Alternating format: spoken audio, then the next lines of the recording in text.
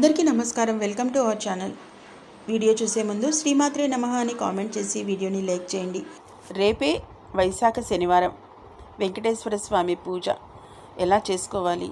ఇక పట్టిందల్లా బంగారమే అవుతుంది. ఈరోజు గనక వెంకటేశ్వర స్వామిని పూజిస్తే వైశాఖ మాసంలో వచ్చే ప్రతి శనివారానికి చాలా విశిష్టత ఉంటుంది.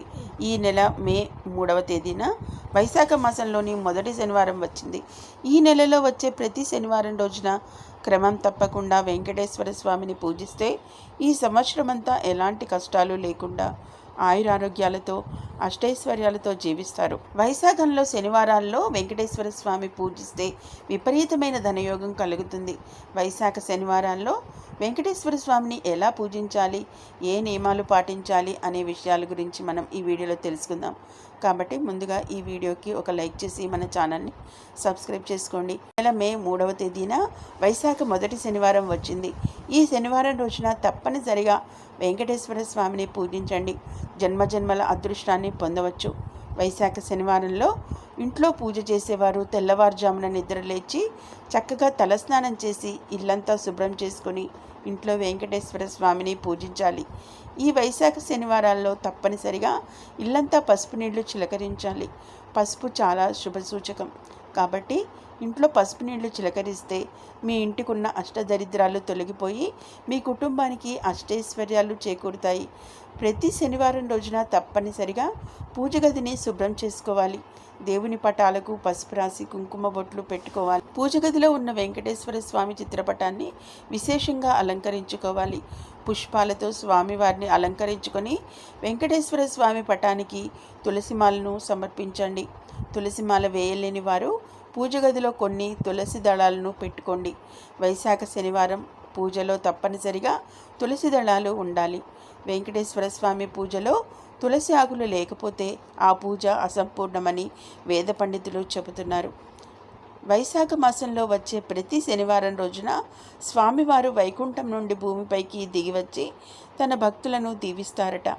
ఈ వైశాఖ శనివారాల్లో తప్పనిసరిగా పిండి ప్రమిదలో దీపారాధన చేయాలి. అత్యంత శక్తివంతమైన దీపాలలో పిండి దీపం ఒకటి. విశేషంగా ఈ శనివారాల్లో ఏదైతే వైశాఖ శనివారాల్లో పిండి దీపాలు వెలిగిస్తే ఆ వెంకన్న అనుగ్రహం ఐశ్వర్యానికి ఎటువంటి లోటు రాకుండా ఉంటుంది. స్వామివారి అనుగ్రహం మీపై ఎల్లవేళలా ఉంటుంది. పిండి దీపాలు ఎలా తయారు చేసుకోవాలంటే బియ్యపిండిలో కొన్ని పాలు పోసి చపాతీ ముద్దలాగా కలుపుకొని ఆ పిండిలో చిన్న బెల్లం ముక్క అరటిపండు వేసి ప్రమిదలను తయారు చేసుకోండి. ఈ పిండి ప్రమిదలకు కుంకుమ బొట్లు పెట్టి నువ్వుల నూనెతో కానీ ఆవు నెయ్యితో కానీ దీపారాధన చేయాలి.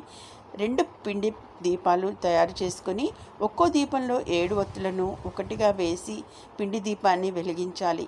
ఈ వైశాఖ శనివారాల్లో పొరపాటున కూడా ఇత్తడి కుందుల్లో దీపారాధన చేయకూడదు.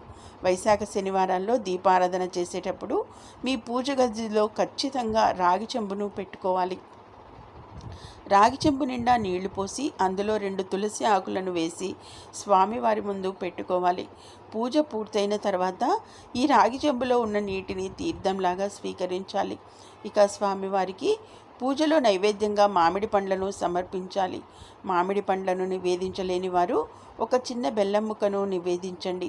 స్వామివారికి పూజ చేసే సమయంలో ఓం గోవిందాయ నమః అనే మంత్రాన్ని చదువుతూ వెంకటేశ్వర స్వామిని పూజించండి.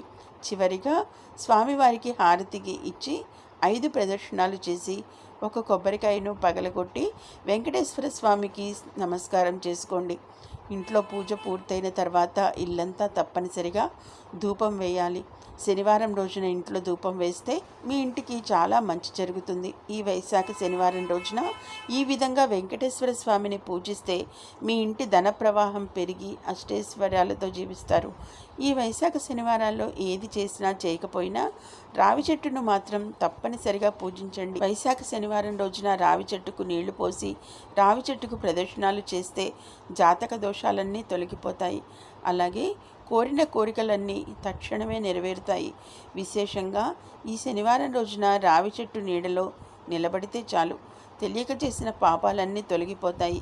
అలాగే రావి చెట్టు క్రింద నెయ్యి దీపం వెలిగిస్తే అప్పుల సమస్యలన్నీ తీరిపోతాయి. ఈ శనివారం తులసి మొక్కను పూజిస్తే ఇక మీ తలరాత మారిపోయినట్టే. వైశాఖ శనివారాల్లో తులసిని పూజించిన వారికి కోటి రూపాయల అప్పు ఉన్నా సరే వెంటనే తీరిపోతుంది. అలాగే తులసి కోటలో ఒక చిన్న దీపం వెలిగించి తులసి మాతకు నమస్కారం చేసుకుంటే అద్భుతమైన ప్రయోజనాలు కలుగుతాయి. స్వస్తిక్ గుర్తులో దేవతలు నివసిస్తారు కాబట్టి ఈ శనివారం రోజున తప్పనిసరిగా మీ పూజ గదిలో ఒక స్వస్తిక్ గుర్తును వేసుకోండి. మీ ఇంట్లోకి దైవశక్తులు ప్రవేశిస్తాయి. ఇక మీ ఇంటికి మంచి రోజులు ప్రారంభమవుతాయి. అలాగే సంతానం కోసం ఎదురు చూసేవారు రావి చెట్టుకు ముడుపు కట్టుకోండి. పిల్లలు లేని వారికి మంచి సంతానం కలుగుతుంది. ఈ వైశాఖ శనివారాల్లో చాలా నిష్ఠగా ఉండాలి. ఎందుకంటే ఈ వైశాఖ మాసంలో వచ్చే ప్రతి శనివారం రోజున భూమిపైన విష్ణుమూర్తి సంచరిస్తూ ఉంటారు. కాబట్టి శనివారం రోజున ఎట్టి పరిస్థితుల్లోనూ మాంసాహారాన్ని తినకూడదు. ఈ శనివారం రోజున ఉపవాసం ఉంటే చాలా మంచిది. శనివారం ఇంట్లో పూజ చేసి ఉపవాసం ఉంటే ఆ వెంకటేశ్వర స్వామి అనుగ్రహం సంపూర్ణంగా లభిస్తుంది. ఈ వైశాఖ మాసంలో ఏదైనా ఒక శనివారం రోజున గోమాతకు ఆహారాన్ని తినిపించండి. లక్ష్మీదేవి ఎంతో సంతోషించి మీ ఇంటిపై కనకవర్షాన్ని కురిపిస్తుంది.